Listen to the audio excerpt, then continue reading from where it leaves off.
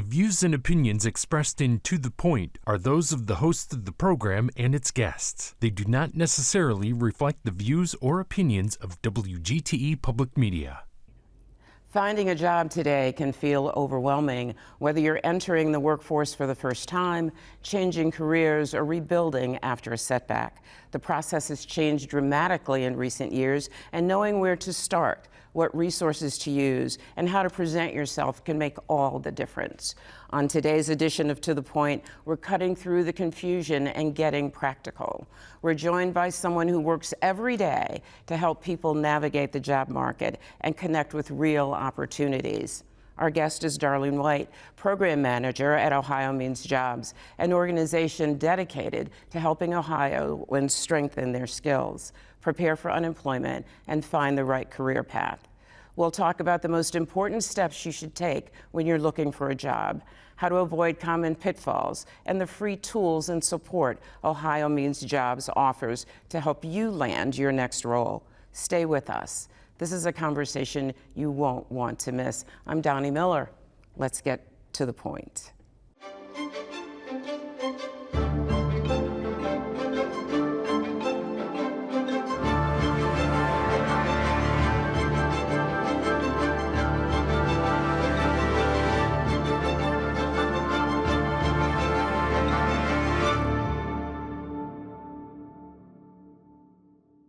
You know that you can connect with us on our social media pages. You also know that you can email me at Doni_Miller@WGTE.org. And for this episode and any other additional extras, please go to WGTE.org.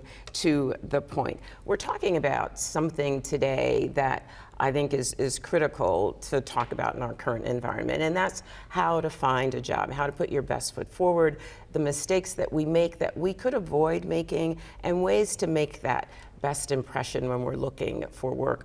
More people than not are in the job market right now, and there are actually fewer jobs out there than we think. So it's important that you put that best foot forward, and one of the people who knows all about putting that best foot forward is our guest today, Darlene White. Darlene is a program manager from OhioMeansJobs right here in Toledo. Welcome. Thank you. Welcome, welcome. Let's just get right to it. We have so much to talk about today. What is the biggest misconception that job seekers have when they're looking in the job market? I think not realizing that finding a job is a job. Oh, well put. Yes. It takes time and effort. It takes a lot of organization and planning. And you kind of have to know yourself. You know, you have to know what your work values are. You need to identify what your interests are, how that coincides with previous job experiences and education. And sometimes it takes the opportunity to sit down and chat with someone, maybe to get a clear picture of where you have been and where you might need to go. You know, that's really interesting. I've never heard anyone put it quite like that you need to know yourself when you are looking for a job. How does that help in the process? Well, the first thing that I always tell everyone is to check out your attitude. You know, where are you at in that process? Because depending upon where you are in your job search, you know, you could be just getting out of school, so it's your first job, or you could currently be working and you're not satisfied with what you're doing. You could have been laid off due to no fault of your own, right? Sure. Or you could be in that aging process where you need to look at other alternatives because you cannot continue to do the work you were doing. So I think the mindset is really important of what you want, because many people, I'll take anything, really? I mean, that's not possible. And then what happens, we have turnover problems, retention's poor for employers. So it's really critical that we know who we are and what we want to do, and that begins with our attitude. So honing in on that, I think, is the first part, and being able to identify where we want to go. And sometimes if we're bitter, that's going to be an issue, especially if we lost a job due to no fault of our own and we thought, oh, we're going to retire from this job in a few years, and then all of a sudden somebody's deciding to move to another country, or the children no longer want the business, the parents are going to retire. So I think you have to really see where you're at and maybe even talk about it with someone so that you can clear the air get on an even playing field, and then start to move forward in the process, because those things will interfere with your ability to interview, look for work that, you just might be accepting something just to get by, but it's not really what you want to do. So I really think that having the conversation is an important component to the whole process. Do most people overlook that step? Mm-hmm. They do. Yeah. I mean, they'll come in sometimes and they'll say, I'm interested in getting training, and we'll be saying things like, okay, well, we want to do some assessments. And why do you need to do that? I know what I want. Well, we have in our area, we talk about in-demand occupations, and there's really over 100 in-demand occupations in Northwest Ohio, but people continue to select the same 4 or 5 all the time. And when we get some interest assessments done and we start to review them, they actually could go into other occupations that have a bright future, could maybe exponentially increase their wages a lot more than the one they selected or they thought they wanted to do. And for that, we need to have a conversation. We do that all the time. We do that actually 3 times a week, where we're having an orientation and we provide these assessments. And so it helps give the direction, the next step, to helping to plan. So I have my attitude corrected. Yes. What do I do next? Okay, now that we got that in check, and let's say we've done a few of these assessments to identify the path, we might sit down and start building this, I call it a planogram, let's call it, a piece of paper of things that you're interested in wanting to do on the job, the things that the job might be asking of you, and things that you still maybe need to work on, because we don't always know everything. But we could do 80% of the job. So start making your list, and then as you're going to start looking at the different occupations, you're going to be able to see what you need to work on and what you bring to the table. I think most people neglect thinking of their power skills, I call them. They're also referred to as soft skills, but power skills sound more, So I think the important part is to really know those. I had someone say to me the other day, I have a great work ethic. And I said, well, exactly what is that? Is that about planning, organizing, analytical thinking? I mean, what are those things about your work ethic that make you a great employee?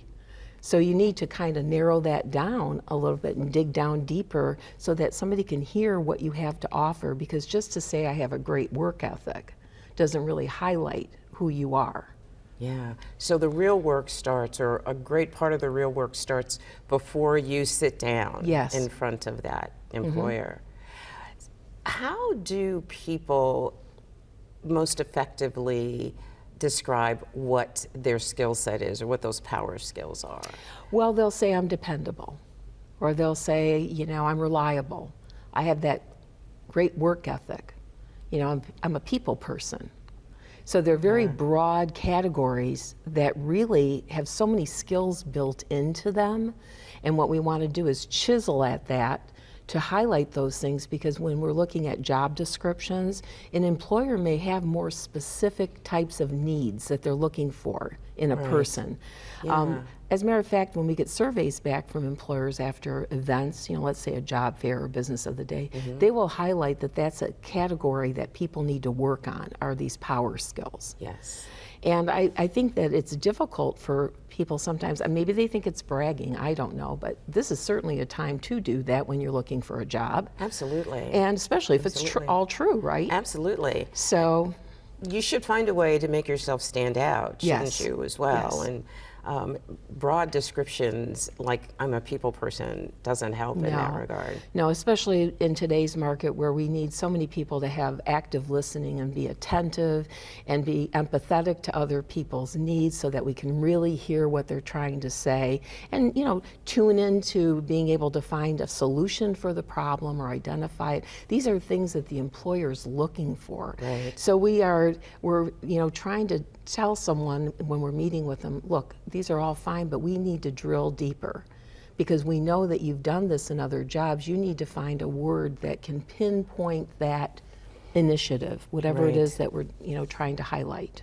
You know, I, like many others of a certain age, are pretty old school when it comes to interviews. I think there's a way you should look. That's changing these days. It appears that that's changing these days. What's your recommendation, though, on how you should appear when you're going into an interview? Well, I think you have to play the part. Absolutely. You need to look the part, right? It's like if you're going to be on a stage in a show, you need to play the part. Right.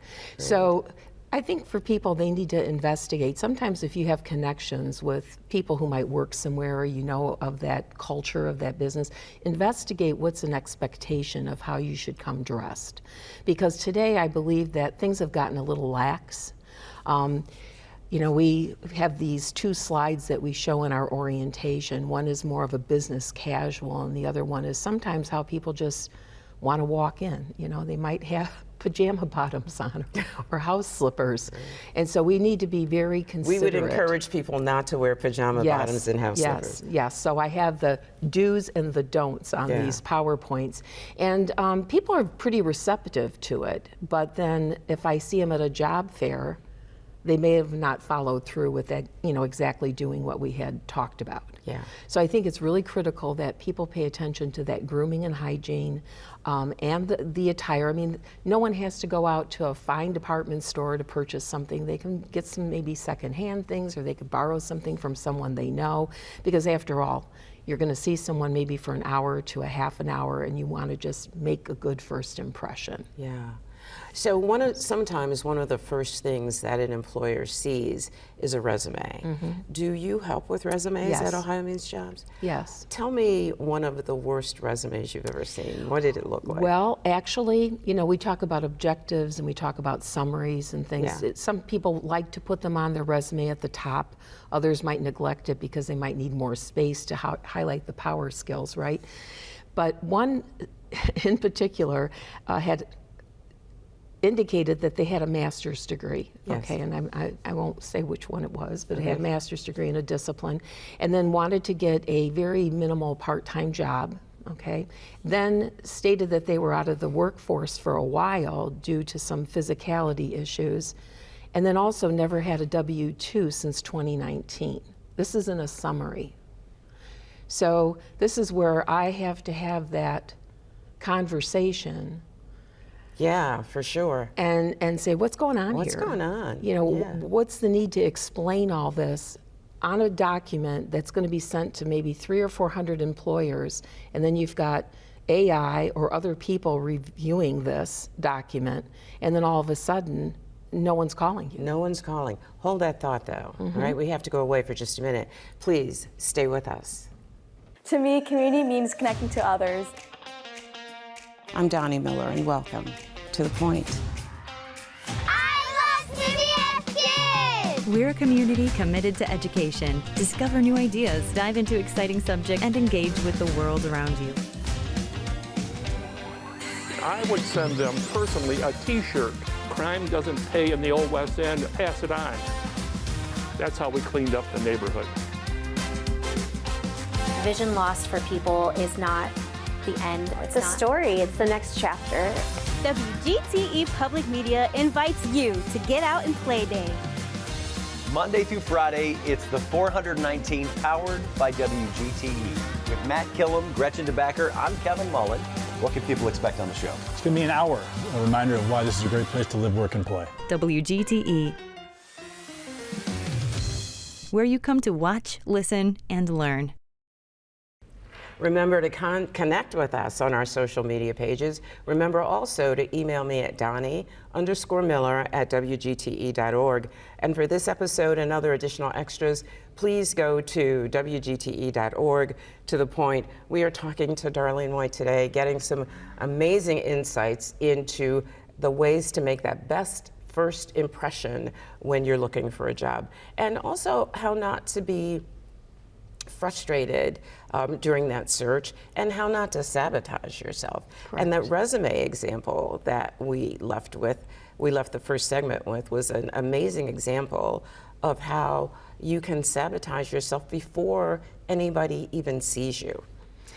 That's correct. And so with this in mind, talking to this individual, I said, you know, what do you really want a job? Mm-hmm. I mean, what is the goal here? Yeah. Because this is that hard conversation where you don't really know me, but I'm here to help you, so I'm going to tell you the gentlest way that I can that this is not going to cut the mustard. Right. We need to go back to the drawing board, and if you had to identify what to take out of that, here's a highlighter.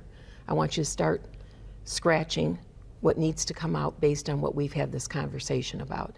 And so I guess I need to go back and redo this, right? Was the end of the conversation. I said, yes, you have a master's degree, you have an undergraduate degree in the business area. I said, these are things that I would have thought you may have had some opportunity to work on and maybe showcase in the past, but clearly we need to revamp this today and highlight some of these experiences that you've had, which are outstanding. You just need to be able to demonstrate that. I think sometimes job seekers forget that they actually are in competition because they don't see the field of resumes that are being presented to employers. So they forget that every little thing that you're saying can be critical in whether their job search is successful.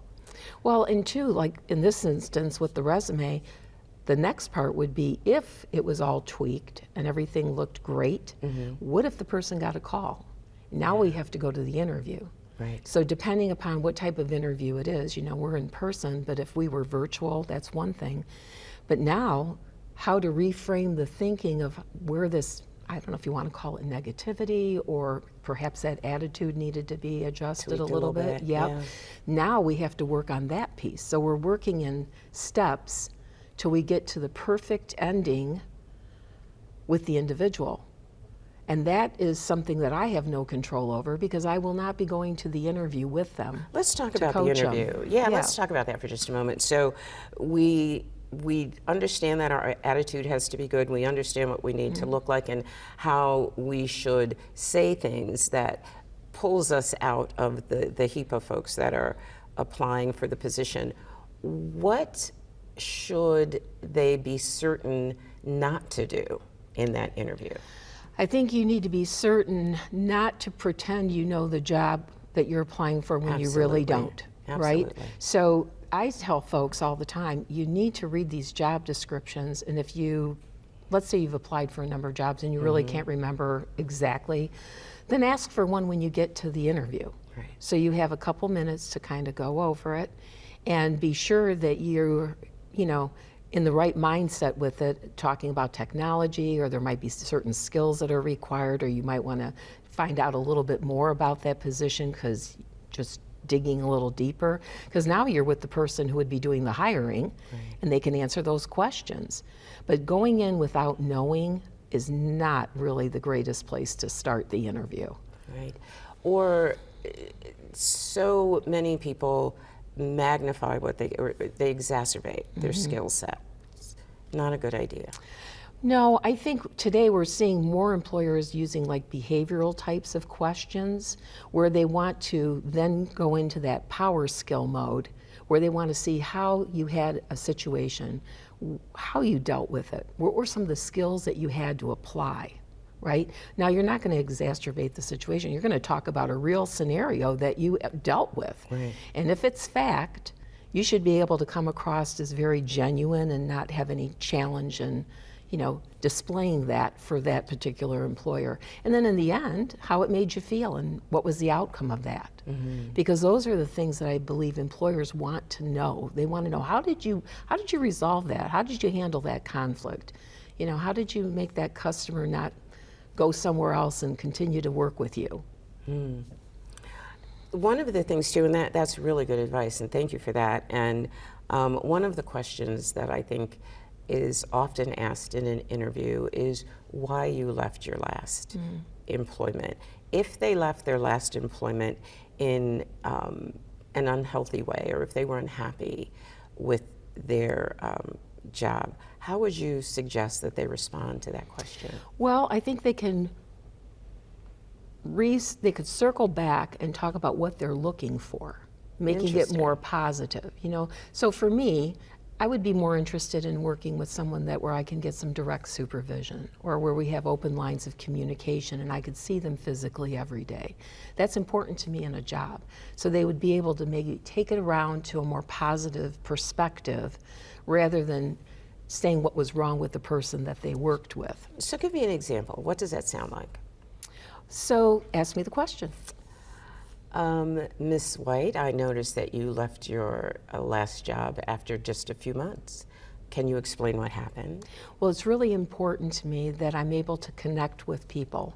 And technology is very critical in this type of environment that we're working with, and I want to make sure I have the right tools to do my job. And so I'm looking for an organization where I would be able to have those resources in order to do my job to the best of my ability. So that's why I'm here today to have this interview with you, because as a technology company, I realize that your emphasis is on doing quality work and satisfying your customers' needs. I'm taking you to my next job interview. That was amazing. That was really, really very good. Very good. What do you say to folks who are frustrated? Because there are very few jobs out there right now. It's a tight market. And there are lots of people coming into the market, especially new graduates. What do you say to keep them from being frustrated? Well, what's interesting though is at OhioMeansJobs, we do have this labor exchange report, and coincidentally, it's probably about 8 pages long, two-sided with jobs. So there are jobs, but then we have to look at, do we have the skills to do the jobs, right? Yeah. So if someone's frustrated, let's say, because they say, I'm underskilled in these areas, well, there could be a potential to get training. There could also be a potential for you to get training on a job, because there might be what they call OJTs, on the job training allowances, where an employer might be willing to take you in and perhaps have some of your salary reimbursed because they want to train you, because they like you. They think you have the, potential. So I think it's critical for us to look at where that person's at, because most people that come in for training, they think that that's a requirement, but it may not be so. They have a lot of things today called micro-credentials that you can get, and there are things you can do online perhaps, spruce up your resume a little bit. And the other thing that I think is interesting, and maybe you haven't heard of this, is we're a Work Ready Lucas County model. We have Work Ready with ACT. The American College of Testing. So we do this nationally recognized credential. It's free of charge. The county pays for these tests. There's 3 of them, but they help us to see what aptitude a person has. Now, every job has different levels of aptitude in order to be successful on the job, right? Well, they could take that test and put it on their resume, and it would show the employer that they have the aptitude to do the work. So when they go in and apply in OhioMeansJobs, they can see what the ACT required scores are for a particular job. And this way, that could give them a little bit more confidence too, to know that, hey, I could actually tackle this work. Sure. I have the potential to do this. Oh wow, it's really good. It's good information to have. I want to ask you a question about salary. Okay. I think that folks, especially new graduates, aren't always given the best information about how to value their skill set going into the market. And sometimes over asking can disqualify them as easily as under asking can frustrate them. What's your advice? You could do some research. You can look at what some of the going salaries are in our geographical area for certain occupations. I mean, there's a program called ONET Online that you can actually go to, and you can drill down on that application to find out for your region, zip code, what employers are paying for these particular jobs, not only here, but other parts of Ohio as well as other parts of the country. So that information's like readily available. But I think most people, they look at the dollar amount. They don't necessarily look at the benefits. Right. And benefits have a huge cost to the company, which is part of what you're getting. I mean, so I tell people, before you leave an interview, you may want to discuss the benefit package so that you can do a little homework with that to say, wow, that could be like an extra $10,000 a year.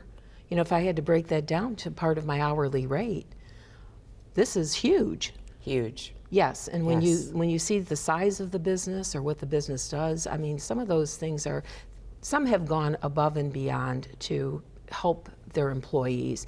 I tell people also not to be so quick to jump ship with employers as well, because there is a shortage of people. So employers are out there looking for other candidates and also offering some initial benefits that are kind of unique, like paying off college loans. Oh, yeah. You know, or paying for your entire tuition, or maybe giving you a little bit of money towards that first-time home buyer, you know, dream that Those you are might have. Great Yeah, benefits. but those could also steer you away to go to another company, Yeah. and then what?